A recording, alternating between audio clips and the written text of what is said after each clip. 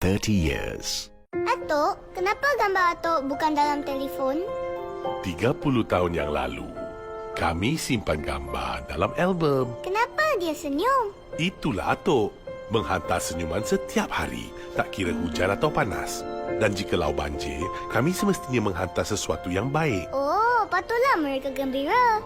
Ya, Adam, mereka tu anak-anak yatim dan suka makan roti Gardenia yang segar.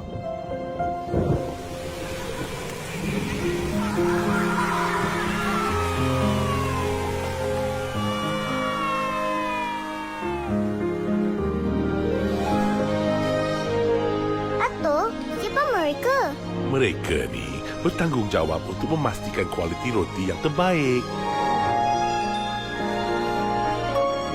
Yeay, gambar Atok dah dalam telefon. Gardenia membawa senyuman selama lebih 30 tahun. Why aren't your phone?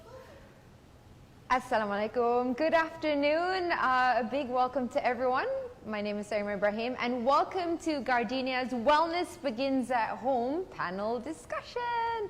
Very excited to have this talk today and thank you for joining us. My goodness, it's one of my favorite brands ever. It's like the only bread I eat. Now, today we're here for a different purpose. It's not for talking about food and it's not really that much talking about bread in particular, even though I would love to. But we're here today to talk a little bit about wellness, and specifically we're talking about mental health wellness, emotional wellness, and how it is so crucial, and it's something that we all talk about today. We're well more versed and more aware about the topic today, and how important it is that it begins at home with our parents, with our family, with our loved ones. So today I'm joined together with Puan Anita Abu Bakar, who is the president of MIASA, and also Puan Hazlinah Harun, who's the general manager of corporate affairs and public relations, Gardenia KL, Gardenia Kuala Lumpur. Welcome. Cik, macam rumah sendiri ni, as if it's my house lah konon. So we're here to talk about, of course, the pandemic today and how it's affected everyone and families in particular. So COVID-19 has triggered a massive mental health crisis. You know, Puan Anita, you've discussed it quite a lot, tremendously in depth about how it's almost like a parallel pandemic, and I'm sure you're going to elaborate on that and how, you know, not only have people's finances suffered, their jobs, etc., but it's also affected their mental health. And in the Gardenia survey that was carried out, it was found that 69% of respondents to the survey said the MCO had actually affected their mental health. 28% were feeling mentally fatigued. I myself actually, to be honest, was too. 23.2% became more easily agitated, and that's really rough, especially if you're a parent and you have little ones to take care of. And 18.4% developed anxiety or depression. Now, this is no joking matter. I mean, this is something that's very, you know, it's quite an alarming statistic to look at. So I'd like to start off by asking yourself, Puan Anita, sure. How do you see Malaysia moving forward with regards to mental health, the subject, and where are we in terms of mental health awareness? Where do you see us going, and what would you like to see happen? Right. Thank you very much, Sarimah. Yeah. And thank you, Puan Hazlinah, as well. And thank you to Gardenia, of course. Okay, thank you so much for the question. Okay. Hazlinah as well. And thank you to Gardenia, of course. Okay, thank you so much for the question. Okay. I think when it comes to mental health awareness in Malaysia, one of the silver linings I always say is with the whole pandemic hit, today we're able to normalize this discussion a lot. Hence why we're having this discussion as well today. Alhamdulillah, very happy about that. And a lot of people today have more understanding about the issue. So mental health literacy has, of course, improved. Help-seeking behavior has improved as well. And so we see more people reaching out for the help. So more people are braver today. People feel encouraged to reach out for the help. So we've been able to remove that shame, that fear of people reaching out for the help. So that's a good thing, and we're very happy. And we see that through the works that we're currently doing via MIASA, our other mental health NGOs on the ground, and of course, the ministry via the psychosocial support line, Jakim's helpline, Talian Kasih, 100, I think it was about 166,000 people reaching out for the help, and about 89% from that total number of calls needed emotional support. So they were all going through a certain mental health struggle. So that is the situation that we're looking at, Malaysia. And of course, because of this whole thing, we see more mental health advocates coming out and more people discussing about it openly. And what we would like to see more, obviously, I think comprehensive mental health services, more of community empowerment. And, Sarimah, we've, spoken about this a lot, right? If we can empower the community, if we can, provide a little bit of training, then everyone can become a resource, right? Then no person will be left behind. So this is what we're really hoping as a whole, that, everyone that needs help can get the help that they need. Yeah, so when you said that sort of like togetherness is what I'm hearing from you. So, Yes. At MIASA, they're very much, it's run by peers, for peers. Correct. And it's really important because, we always talk about like, unless you've actually experienced it, it's very difficult for you to understand. You can understand in theory. Correct. But like, for example, yourself, Puan, Anita, myself, we've been through mental health struggles. Correct. And a lot of people are, and we know more of that now. And thankfully, it's sort of a silver lining behind the pandemic, as you mentioned. Now more people are actually talking about this. Correct. But there's still a lot of work that needs to be done. Of So we'll get course. into that. But Puan Hazlinah, so can you tell us a little bit about Gardenia as a brand, as a business, as an entity, and for the staff and the families involved with Gardenia? So how was everybody during this MCO from what you saw? Running such a massive business and so many people involved in this known brand. How did it affect the workers and the people? In Gardenia, we are actually a producer of essential goods. Yes. So we have to do it every day. We have to send our products every day to the shop. Yeah. Otherwise, you cause a lot of panic buying. Yes, I'd be very stressed if you didn't send your stuff. Yes. Yeah. So there are a lot of things to manage. There are a lot of challenges, and also there are a lot of headaches for a lot of departments, because you need to organize everything in order to be able to serve the market.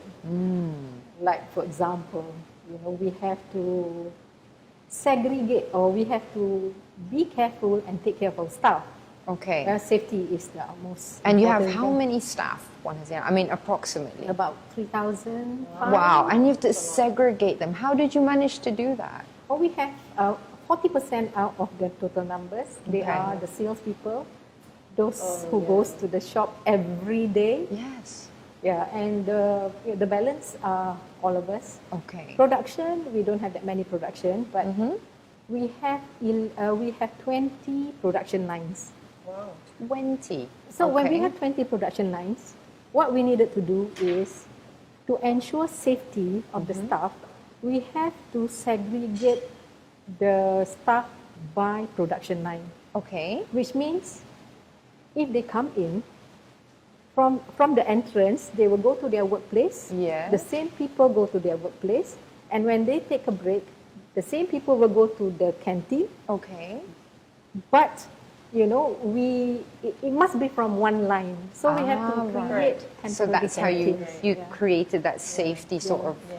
Okay. And it's so interesting, Sarimah and Puan, because I remember during the first MCO, Yes. we were all scrambling for bread, right? Yes. There were no bread I on know, the it was shelves. terrible. I It was know. like we've never eaten bread before in our lives. I would imagine that the sales were not quite and either. it was so scarce, right? I know. Bread was scarce during this To be time. honest with you, I wanted to jump on the bandwagon too because I'm obsessed, but I didn't because I was like, no, Sarimah, there will be more bread. Gardenia will never shut down, right? What about the staff, like mental well-being? Hazlinah, how were they coping, with this sort of shift and change? That's quite stressful, to have to manage in that way. Like I said, the staff, their safety is utmost important to the company. Okay, right, okay. So a lot of SOPs were put in place. We do beyond what is required. Yes. Right, Love to hear that. Yeah. I think we cannot afford to shut a line down. Okay. Number two, we want to make sure their families are comfortable when their loved ones go to work. True, otherwise you'd be stressed, right? Oh my God, my husband, my wife's going into this factory, what's going to happen? Yeah, and they work True. every day because we You're work essential 24/7. providers. Yes. Right.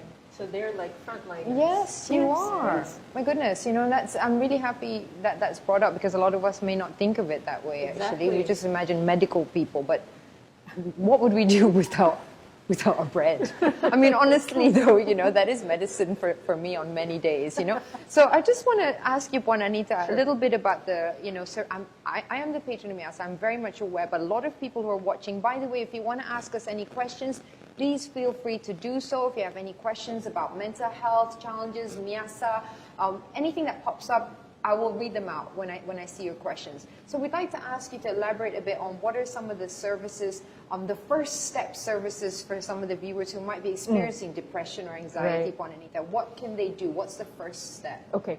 I think the easiest thing is just call us up and we can go through a consultation process. You can share your struggles. Okay. And then from there we will see what best fits you. So it would be, a shared, informed consent kind of thing. Okay. Informed decision. So we want to really understand your story, listen to your struggles, because I think a lot of people don't realize is it doesn't mean that if you have a mental health struggle, you need, intensive clinical intervention. Just by speaking to someone can reduce a lot of the burden, the anxiety, stress, whatever that you're going through. Yeah, and at MIASA, there yeah. are actually counselors there. Correct. Yes. Yeah, so in terms of services, we've got peer support. So we're big on providing or what we say non-medical alternatives, because you can get, clinical interventions in clinical settings, right, in rehab centers. So we try to provide more of peer support, family support, spiritual therapy, art therapy, expressive dance therapy. So focusing on the whole life approach, because we're all human beings, right? Yes. So we're trying to provide, and expand our support services so that, any individual that comes by, there's something for them on the menu, right? Yes. So that's more of what we try Because and different strive for. people need Di- different of things. So course, not yeah. everybody, as you said, needs Yeah. medication or to see Exactly. a psychiatrist. Correct. And a lot of people are intimidated by Exactly. it too. Exactly. It's quite a scary thing, to come out and say that, even though we're more aware now. So Right, yeah. Yeah. So for example, for you, maybe, exercise is your thing, but Yes. it might not be for Puan Hazlinah, for example, right? depends. So yes, so that is why we try to provide, as many support services as possible. And one of the newer things, hopefully soon, we would like to provide music therapy. Oh, lovely. lovely. So what would that be involve? Yeah, so that would be more of a little bit of instruments, a little bit of music, singing, just providing different ways of expressing yourself, right? Different Yes. ways of expressing your mental health struggles, because not Yeah. everyone is articulate. Even for me, even though we've talked about it a Yes, lot, yes. it's still not so easy to talk about it. So different people may have different ways of Yeah. expressing. And music is definitely a way to boost Yeah. those feel-good hormones. Exactly. I mean, it's scientifically proven that Right. listening to music and participating in it Correct. actually can release a lot of stress. Stress. So that's something to look forward to. So please check out MIASA for more details on the services that are provided. Right. So now, here we are today, and a lot of us know about the Rentas Negeri being allowed, and people can go out now Betul. more, and we can have meals with our loved ones. But there's also this other aspect to it. Another fear has come up. People have something called a fear of going out. Yes. Okay, or FOGO, which is otherwise known as. Now, this fear of going out, Puan Anita, can you explain a little bit about, from your perspective, when people who contacted you, where is it actually coming from? Because you would imagine people would be like, yes, I can go out now. However, some people are like, no, I don't want to. Right. So what is that? Yep. So there's a lot of people that have reached out to us, expressing their concerns. They feel a lot of anxiety. It's because we've been in the lockdown for so long, right? yeah. And then the fear of going out, there's two things. One, they're very concerned of either contracting the virus Yes. or spreading it. Okay, That's yes, of first. And course. secondly, because we've been in isolation for so long, that people have this anxiety and anxiousness in interacting physically. Right. Yes, so that's the two fears right now, It's like an Sarimah. awkward sort of Betul. feeling, isn't it? Yeah. Even I feel it. Like I'm a bit like, Now that I'm do I saying it, right? speak to this person or Betul. do I just look at them? Right. Like we are more selesa with WhatsApping somehow or something. Kan? People would prefer WhatsApping than picking up the phone to call someone. Actually, I'm guilty of that. That's true. Exactly. Funny, So isn't it? imagine now you've got to interact physically. So there's a lot of fears sebenarnya, Sarimah. Yeah, I mean, so you know, if you're having that, if you're experiencing it, know that you're normal. Yeah, it's normal. It's not weird. It's valid. It's totally valid. What Yes. about yourself, Puan Hazlinah? How do you feel about it? How? I mean, through the MCO itself, how did you navigate your own wellness, your own mental health, and now being able to go out? How do you experience it? I stayed at home almost all the time. Right. But now when I can go out, I would love to see my friends. Yes. But then again, you see them, but you cannot hug them. Betul. Right. Yes. So the fist bump comes That in. is, the fist bump's very weird, isn't it? Let's be honest. It's not the same. No, the it's same. not. Yeah. Okay, so you feel that awkwardness as well then. Yes, I do. I know, but you know, it is something we have to put our safety first, don't we? Like it or not. Yes. And I guess this is what they call the new norm of existence, isn't it? Let's talk a little bit about the survey again. In the survey, many Malaysians became very productive. That's what was found during the MCO. A lot of people discovered a lot of new skills and, you know, including myself. You know, I suddenly became able to cook. Like, I'm really bad at it. And then suddenly during MCO, wah, tiba-tiba nasi lah, masak kuning lah, all these things came into action. I was quite proud of myself, but now it's a bit like, tak payahlah pergi beli je lah. Well, let's go to the restaurant now, kan? But there were also people who, you know, if we looked at the survey, a lot of people picked up a lot of different hobbies, but there were some people who experienced a different sort of situation, feeling more lethargic. They had more mental and emotional effects, and physical too. 5.7% actually went for 3 or more days without showering. And then the survey also found 15.9% said they did a lot of stress eating. Yep. So there was an awful lot of gardenia being sent and they were buying, and those were the people who were buying now, including me. And 6.4% said they developed insomnia. Right. So, I mean, are these changes something that we should be concerned about now that everything's opened up again? Do you think this will shift, Puan Anita, or was it just during that pandemic MCO time? Right. I think it's very important to recognize these early warning signs, right? You call them warning signs? Warning signs, yes. Okay. If you're changing, or I mean your eating habits change, or you have changes in sleeping patterns, for example, right? Okay. So before this, you used to sleep, 2-3 hours a day, and suddenly you sleep 10 hours a day. So there's a shift, there's a difference right there, right? Okay. So that in itself indicates a change or a mental health struggle, Okay. right? So it's that change of pattern that is the struggle right there. Right. Okay. So we're looking out for the changes in the Changes in the but patterns. are these Yep. changes, Juanita, because the pattern of the life had to change Of course. anyway? Of So how course. do you know the difference between something that's worrying and something that's not worrying? Right, because when it happens frequently, then this is something that you need to worry about, right? So when you have these change in patterns, you recognize these early warning signs so that you can do something about it. Right? Okay. Because imagine if you only sleep 2-3 hours a day, what will happen to Oh you? my goodness, the Exactly. stress, You're not able it's to gonna affect focus. everything. It affects everything, right? You're not going to Yes. be able to think clearly, right? Yeah. So it will affect everything. So once you know this, you understand, you realize, you're fully aware, you've got to do something about it, Sarimah. You can't just not sleep or not eat or eat too much. Eat too And then- much, not eat enough, etc. Exactly. Yeah. Okay. Yeah. Okay. Yeah. That's quite a worrying thing. I mean, when Yeah. we saw the results, right, to see Yeah. that some people wouldn't shower for 3 or more days. Yeah, I mean, of course. I mean, we kind of laugh at it nervously, but I mean, it kind of makes sense though, because if you're not going anywhere and you're not seeing anyone, you'd probably start self-neglect. Betul, of You course. know? And then, you know, what happens? So that makes it even harder now, perhaps, when you have to go out, because, oh my God, I have to shower now. Right. Oh, now finally. I have to change my clothes. Right. You know? So, and that moves us into self-care as a whole, as a human being. And I mean, obviously, some of the signs and the symptoms of, you know, mental health challenges, you can start to see a decline in how people take care of themselves, right, Puan Anita? Betul. So now that we're going out, how do we take the positives? Okay, so we've seen the negatives during the MCO, but there are also positives, like people exercise more for some people. They spend more time with their family. Betul. They actually appreciated working from home for some people.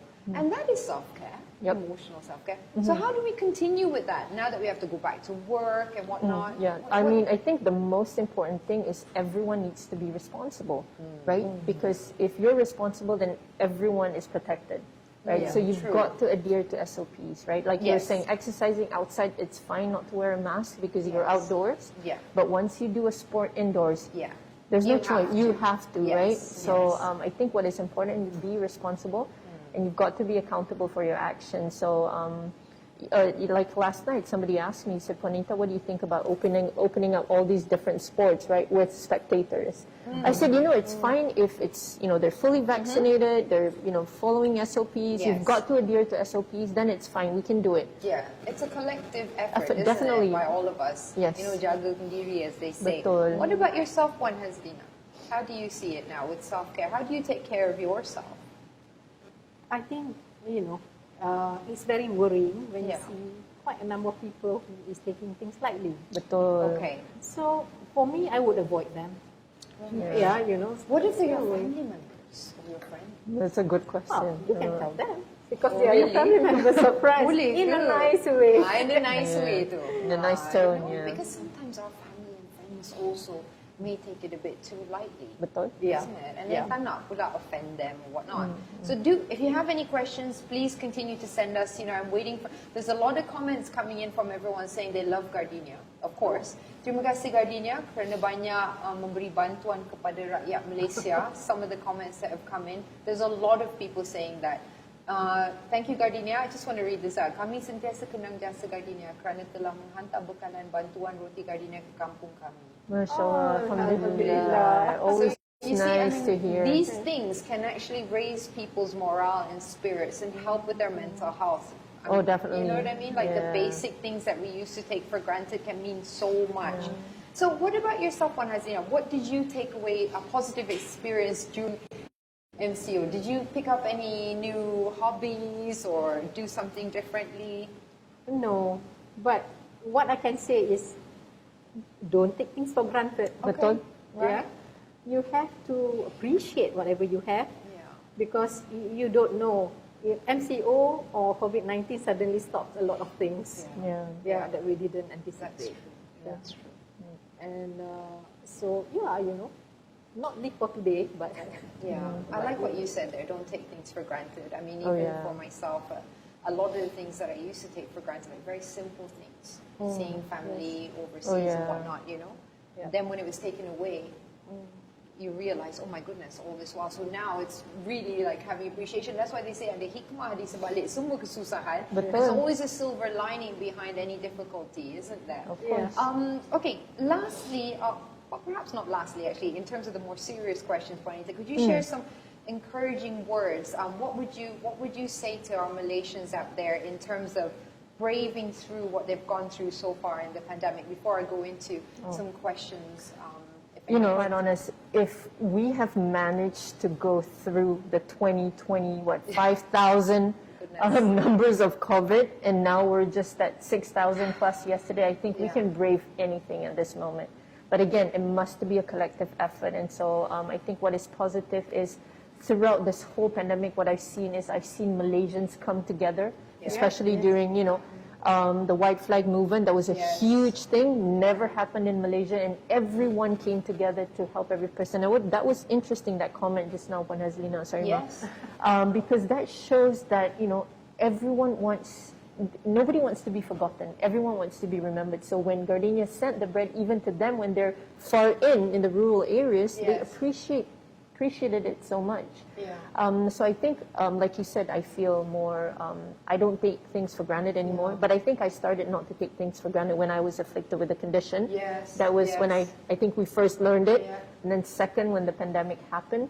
Yeah. And I think it serves as such there's direct lessons, there's also hidden lessons in it. Indirect ones, yeah, Yes. I agree. So all in all, I think congratulations, Malaysians. I think we have come a long way, and I believe that we can brave this through, inshallah, together. Yes, we just need to continue to do this collaboratively, like together.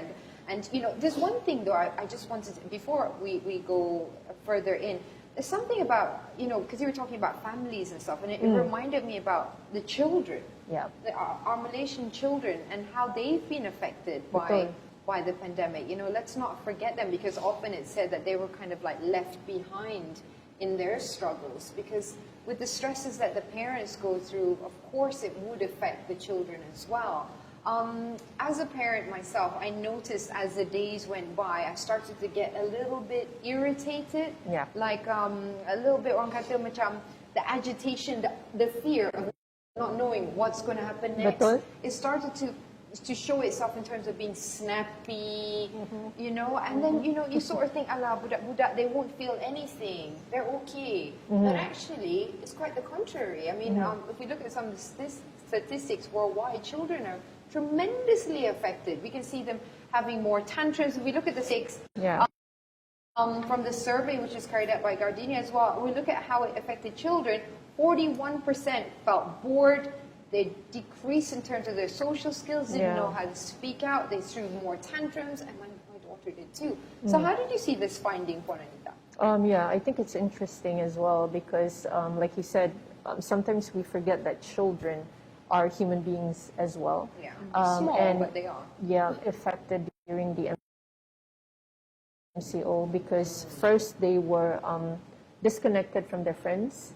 Two, they had to learn something really new, which was online learning, and we had to learn that too, and it was challenging for us. Just exactly, and imagine children, and then being cut off from their friends. It actually equates to grief, and people don't know, because we think about grief as losing a loved one, but being disconnected from your own friend, that's grief. Losing a pet is also grief. Of course, you know what I mean? Different forms of grief. So a lot of children were going through a lot of mental health issues during the time, and I think the pandemic definitely made it worse. But even if we look at the current or the most recent National Health and Mobility Survey 2019, 424,000 children were impacted. That's a huge number right there. So I feel that it's really important for parents to validate what your kids are going through, make them feel heard, provide that space, because we must be that space for it, right? And I think being calm as a parent is also one of the things that we need to do. And if you're going to discuss the anxiety and the worries about finances or what's going to happen, try not to do it within earshot of your children, because they pick up on it. They might look like they're okay, like they're playing in the side, tapi dengar semuanya, you know what I mean? So also managing your own anxiety, I think, is also one of the key things that you're implying. Managing our own anxiety about what's happening. Otherwise, the children, or kata tempias, they will feel it also. Because when we react or respond negatively to children, they might also decrease their love for themselves. And sometimes we don't see this. It affects their self-esteem. Exactly. Puan Hazlinah, what about yourself and your family? How have you seen any of the children or the younger ones in your family system? How were they affected? They are most of the time feeling very bored. They don't know what to do. And the parents are actually feeling the same, because they don't know what to do with the children. For otherwise, you see a lot of arguments. Okay, this is quite troublesome, because that was part of the survey as well. With couples and married people having arguments at home. Very worrying. And you saw this too? Yes, I saw it. Was it from, if you don't mind me asking, your side, or you saw it? I saw it, not from my side, but you know, you see a lot of differences in their lifestyle. They have changed a lot, and they're a bit more quiet. I think it was a challenge for everyone, because suddenly we all need to be with each other 24/7. There's no more coping mechanisms like, you know, let's go on holiday or let's go to the shopping mall, you know, and I think, you know, I talked about this a lot in a lot of talks as well, you know, A lot of us have socially acceptable coping mechanisms for our anxiety and our Yeah. depression. Whether it's let's go on a holiday, let's go do something, but we use distractions. So, like you just mentioned, being put together and not being allowed to move. Betul. That sort of sense of feeling trapped. You grasp at whatever comforts you have. You know, so some people food, bread, whatever. I mean, do you know what I mean? Because And I'd like to share something there. yes, please. Yeah, because you see, for us, when the pandemic started, which is sometime March, Yeah. 2020, in April, we started, we actually allocated or pledged a certain amount, which is 1 million ringgit for the Gardenia COVID-19 AIDS program. Amazing. So we're not giving very much. We're just giving bread. We're just giving our products. Right. But you see the joy Yes. in them, you know. So when we go to certain places and give away our bag, Yes. yeah, they were very, very, very happy. And it's like, hey, I get something new. Or, you know, this is new to me. I haven't been able to go out and see enjoy a lot that. of things. No, I think it's Wow. also because maybe for us we take it for granted getting to eat bread. Okay. But for some people, maybe bread is a luxury. Exactly. And also, it's a familiar, like, Exactly. you've taken away everything Yeah. that I can do in my life. You take away my job. You take away my freedom. But you don't take away my bread. It's like Braveheart. I can just picture him now, you know, we want our Gardenia. And But, then there is also increase in domestic violence. which is very Which is very, disturbing, very, and obviously this is coming, you know, related, of course, to the stresses and not knowing how to cope as parents. We're not here to blame anyone. Exactly. Nobody's to blame. It was a situation that the whole world was thrown in. None of us knew how to cope with it. Exactly. But we are here to also share that there are services to help you to cope better if you are struggling with that, you know. Let me see, what else is there any questions that have come in? Everyone's just talking about how much they love Gardenia. And they're just, I think, you know, today has become an appreciation shout out from people about Gardenia, Puan Hazlinah, and how much comfort it brought them and how much joy. Let's talk a little bit about some more of the findings from the survey that I found. Okay, we talked about eating, sleep. You mentioned arguments. Let's talk a little bit about the mental health findings, right? So 69% of the respondents said the MCO affected their mental health, mentally fatigued. What does this mean? Does this just mean like a lethargy or couldn't be bothered? And can that lead to depression? What do you think, Puan Anita? I think it can if you don't take care of your mental health and you don't have effective coping mechanisms. But I think what is important for everyone to understand is to get a mental health disorder isn't so simple. It has to be multifactorial.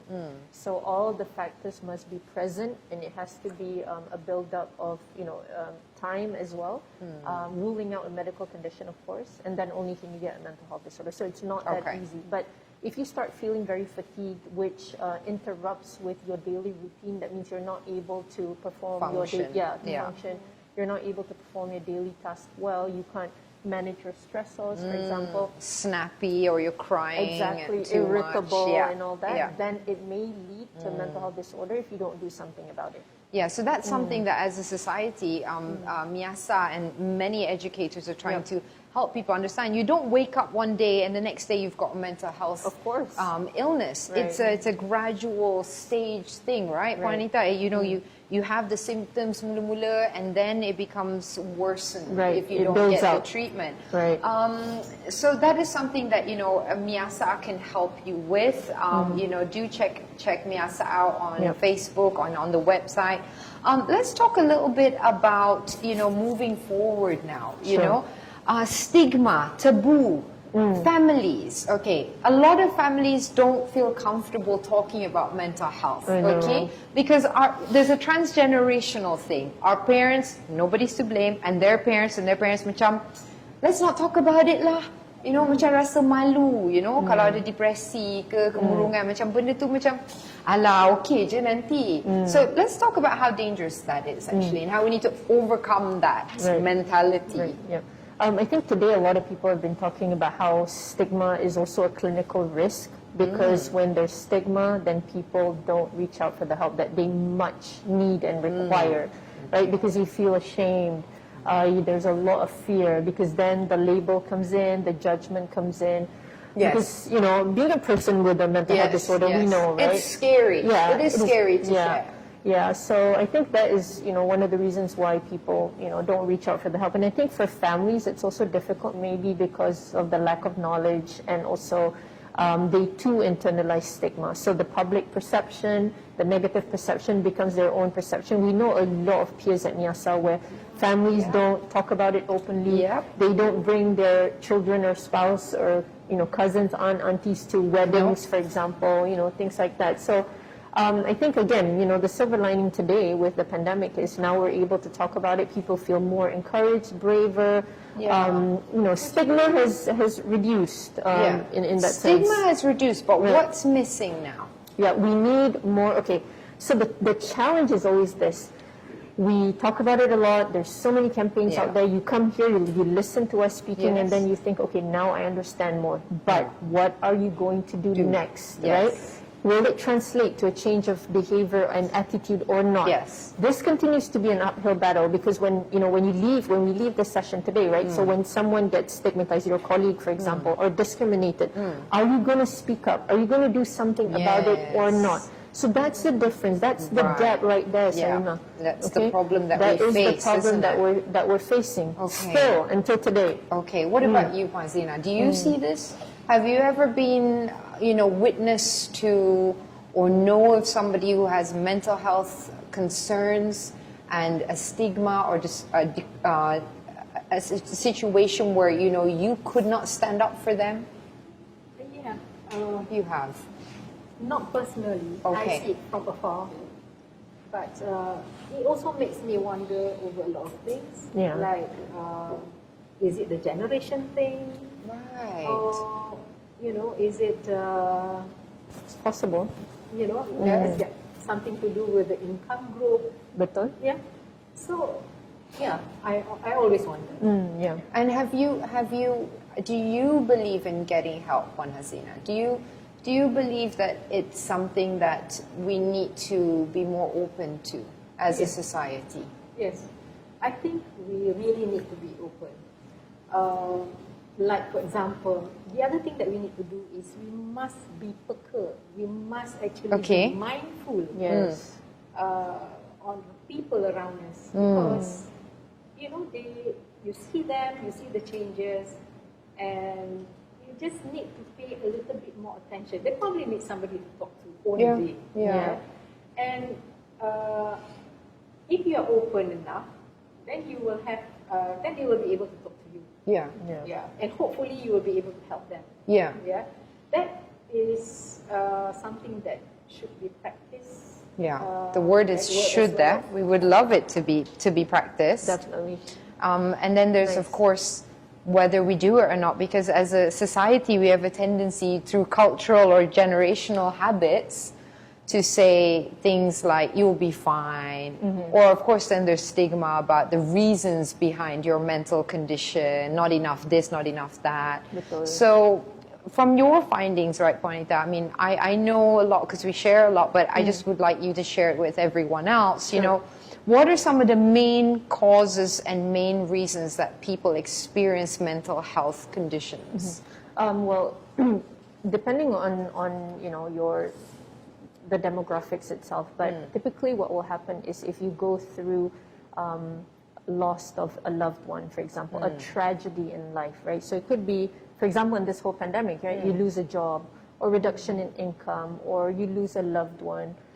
So these trauma can lead you to have a mental health disorder. So for kids, it's more like physical abuse, bullying in school, for example, right? Betul. And then emotional stress, peer pressure, all these.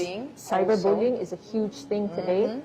So all these things are contributing factors. So again, you still need, you know, it still needs to be multifactorial. Yes. But these are all huge contributing factors that if you don't take care of your mental health, you don't have good coping mechanisms, it can lead to a mental health disorder. So you're looking at the bio, psychosocial, and spiritual Betul. as a complete entity, holistically of a human being. Kita tak boleh jaga satu je, lepas tu yang lain pula tak jaga. Betul. And of course, to try and remain all perfect is also challenging for most of us. So, you know, it's about making sure you're balanced lah. And you know, we often see that people sometimes overcompensate. Yep. Macam, let's say, you know, they're having stress and anxiety, they overwork, become workaholics. Oh, yeah. Tapi society macam reward benda tu pula. Betul. Macam, oh bagus, you know, like, and that actually can be a warning sign. Betul. Right? That somebody's coping, Right. you know, but staying at work till trying to avoid the family and Betul. stuff like that. So, like Puan Hazlinah said, kena peka lah. We need to be a little bit more aware of some of these signs, even the subtle signs that Betul. that are there. Is getting mental health expensive? A lot of people ask this question. Mahal sangat lah nak dapat bantuan. Okay, dia macam ni disebabkan cakap Melayu pula. Because of the limited resources available. That is why people resort to the private sectors, right? Okay. That one is expensive, of course. It is. Anything private, It is. it will be expensive, Yes. right? If you want to compare government school, international school, private It's more school, definitely expensive. it's expensive, right? Yeah. So it's similar to any mental health services. So if you go to a government hospital, you can get interventions, right? You can go and see a psychiatrist, you can go and see a psychologist, but the wait is long Yes. because of the limited number of psychiatrists and psychologists that we have available. We don't have enough in Malaysia, Exactly, and that is why the NGOs are here to fill up that gap. So NGOs are here, you can walk into any NGOs in the community and you can do a mental health assessment, you can get the help that you need easier. So it's more accessible. Yeah. But the only challenge here is we are very much concentrated geographically. So even NGOs, we are very much focused in Klang Valley, right? In Selangor Yes. and Federal Territories. That's true. Yes. So we're trying our best. Yesterday we launched our helpline. Yeah. So Congratulations. Thank Yeah. you so much. So it's called the MIASA YSD because Yayasan Samdabi is the sponsor. Yes. So MIASA YSD 1-800. So it is for the first time 24 hours, 7 days a So week. anyone watching right now, if you're experienced a day and someone will be there. Correct. 1-800-82. Someone will be there. Correct. 1-800-82-0066. We begin the full operation next Monday, the 18th of October. Next Monday. There you Yes. go. So it's not always going to be. It is expensive if it's private, but there Right. is help available if you cannot afford it. What is a mental health screening? A lot of people don't know what that is. They're like, oh my God, am I going to go get like some psychological tests done? Takut juga kan if you don't know. So can you explain that a little bit? Balot. Okay. So mental health screening, there's different kinds of mental health screening, but the more common one is what we call as DAS test. It's depression, anxiety, stress scale test. There's 21 questions. It's available online as well. So it's a set of questions. So once you finish answering it, there's a score sheet. And from there, you will be able to determine your anxiety levels, stress, and also depression. If it is severe or extremely severe, Yeah. please go to your nearest, health clinic or a GP Yeah. and do a clinic. And then from there, you'll get a referral letter. And then you can see a psychiatrist. Do a mental health screening first, sorry. Yes. And then you can get a referral letter and see a clinical psychiatrist Yes. or a clinical psychologist for a clinical assessment.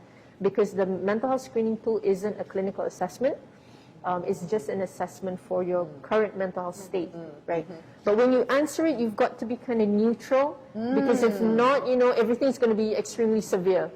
True. Okay, that's interesting. Yep. But if you're in a severe headspace, it's going to be hard as well. So I Exactly. guess, So just try to think about it in a balanced kind of way. yeah, Right. which can be tricky. Yeah. But okay, we've actually spent quite a lot of time. This is funny because we've been talking and talking, and we don't realize we've only got not too long to go. But Okay. let's talk a little bit more about children, because a lot of children are suffering.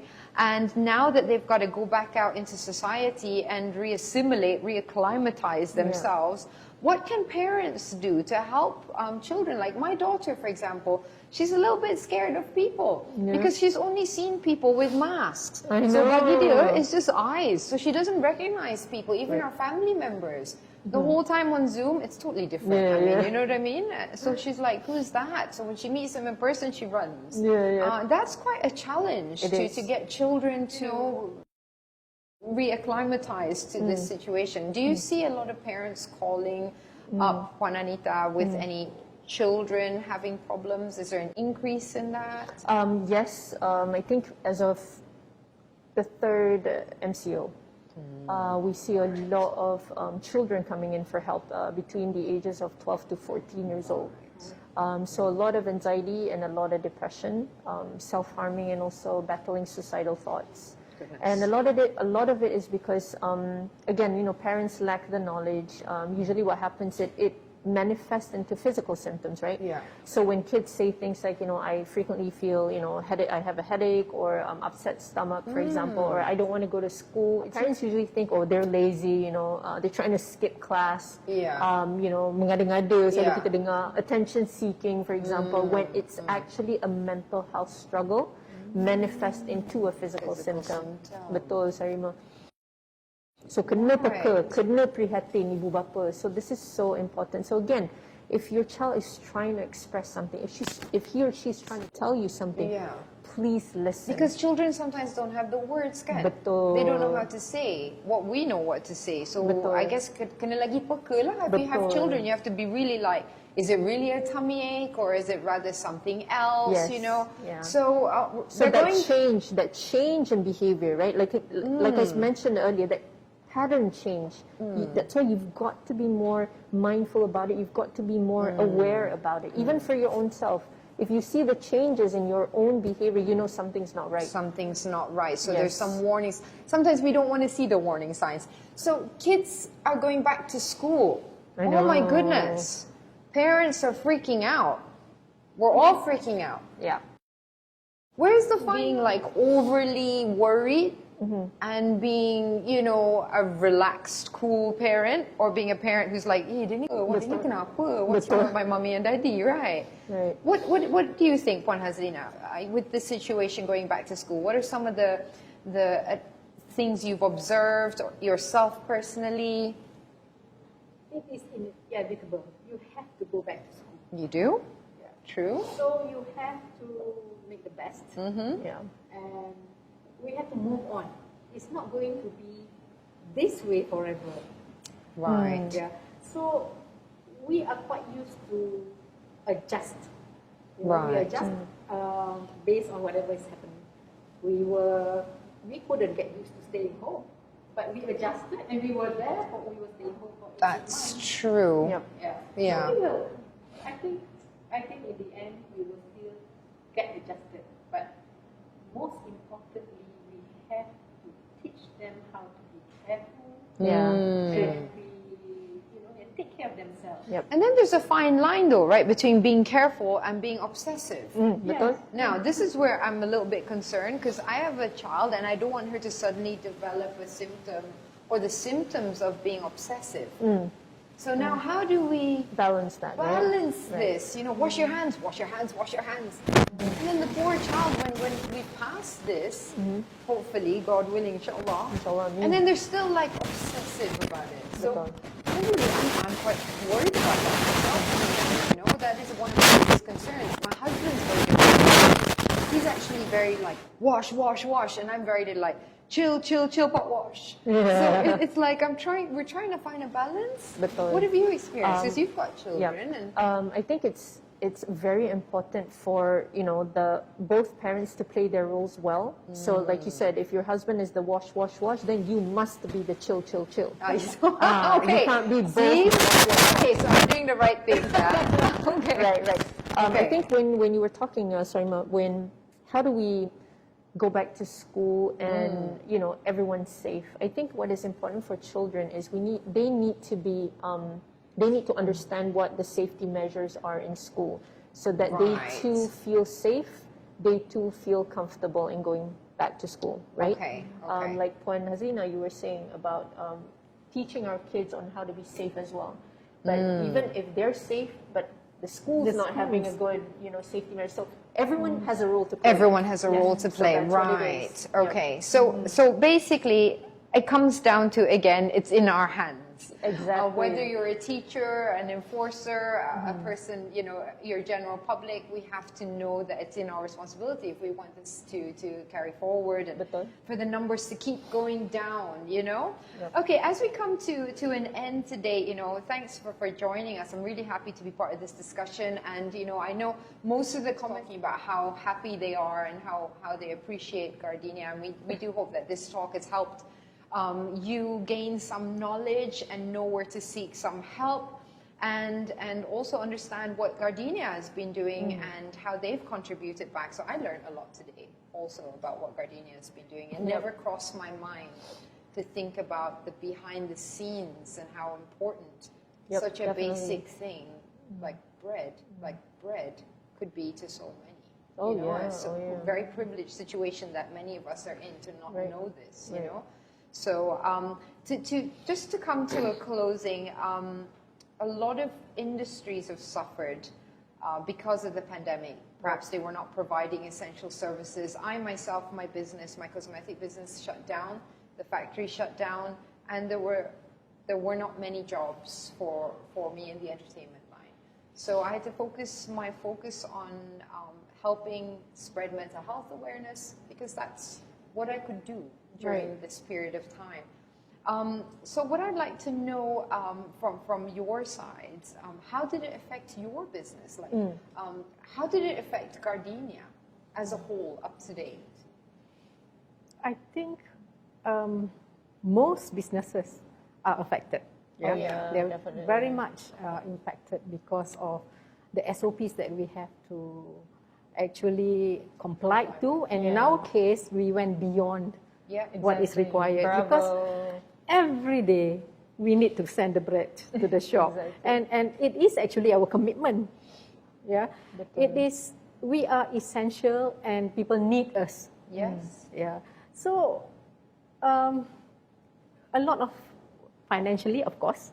Yeah. Not to mention about, you know, the increase of, you know, prices. And let's not forget about those people who has to handle the situation.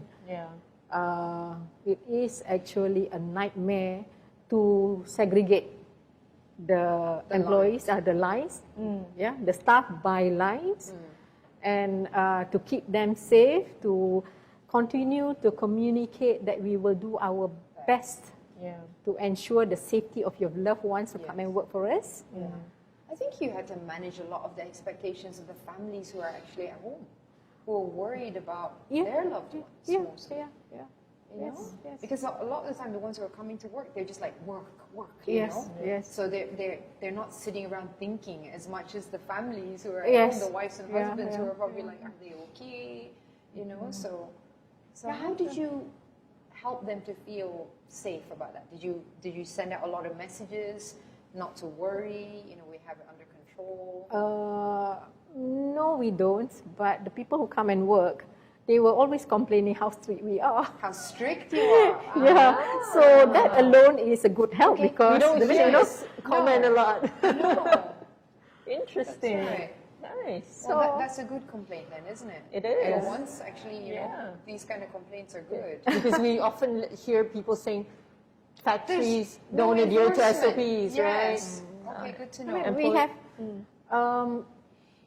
you see, we have to manage the people at the hostel as well because, you know, the minute you have, we have to rent extra houses because you have to segregate these people.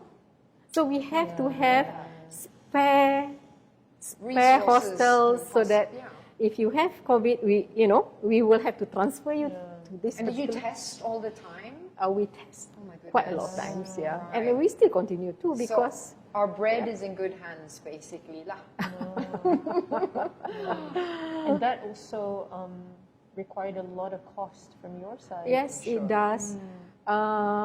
A lot of stress as well because you have to act upon it immediately To contain it.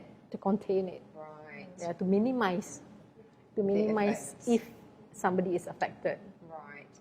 So now, what's happening with Gardenia and the SOPs and, you know, with everything being more relaxed? How It's does still on. You're still straight? Yes, yes. Okay, it's good to still- know, good to know. Happy to hear Nice. this. What about MIASA's side? Let's talk a little bit about Sure. that, Anita, and how Yep. it's been affected. So what happened was during the first MCO, if everyone remembers, mental health services were not part of essential service. So MIASA had to close immediately, right? So during the time, I think Sarimah, remember, we didn't know how to provide our services other than Goodness. physically, right? Yeah.